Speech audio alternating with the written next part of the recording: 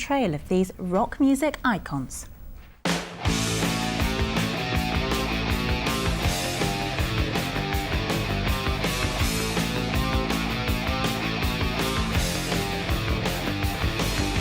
Well, I first got hooked on it listening to my brother's Led Zeppelin LP.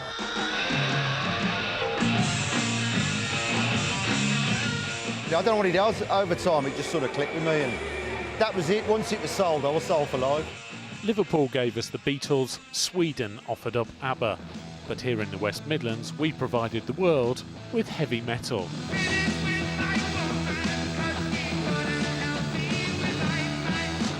"40 years ago, thanks to Black Sabbath, heavy metal was born.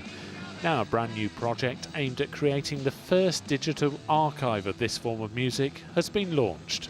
Whenever bands come to Birmingham from all over the world, they're always really excited that they're in Birmingham or in the West Midlands, and unfortunately we have nothing to show them.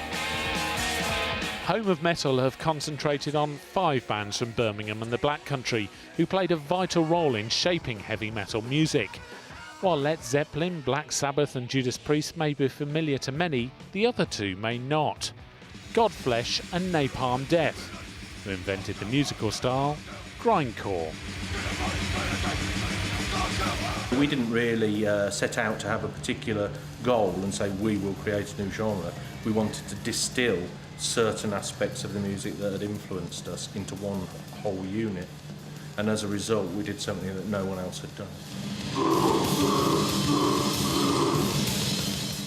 Things were much more refined at the New Art Gallery in Walsall as fans of heavy metal gathered to share their stories and memorabilia over a glass of wine. Everything that happened in the 60s and 70s in this area have been a sort of precursor to the movement of heavy metal around the world. The grounding part of it all is where, for us, where Sabbath came from, where there were a group of lads from Birmingham got together and started turning up the amps onto full and really cranking it out.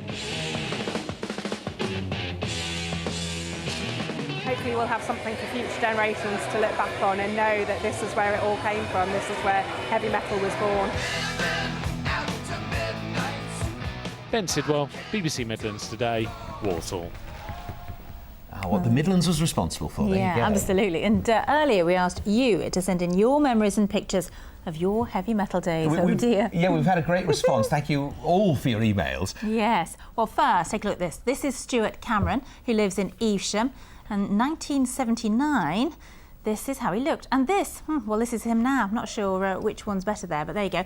One of his claims to fame is that he got to jam with Black Sabbath's drummer Bill Ward. That is a claim to fame, isn't it? Wonderful stuff. We've also had this from Wendy in Shrewsbury. This isn't Wendy. This is actually her husband, Chaz, who actually works here at the BBC. This is him a few years ago, playing in his band, and this is him now. You wonder where the hair went, don't you? I'm not saying anything. He's our boss, so there we go. And finally, here's an interesting turn of fate. This is Steve Scanlon from Quinton in Birmingham. He's been a lifelong heavy metal fan, but because of his work, he had to keep his hair short. But now he's retired. Take a look at this. He's been able to grow it long. That is the way to go. Brilliant. Pretty cool, that, isn't it, actually?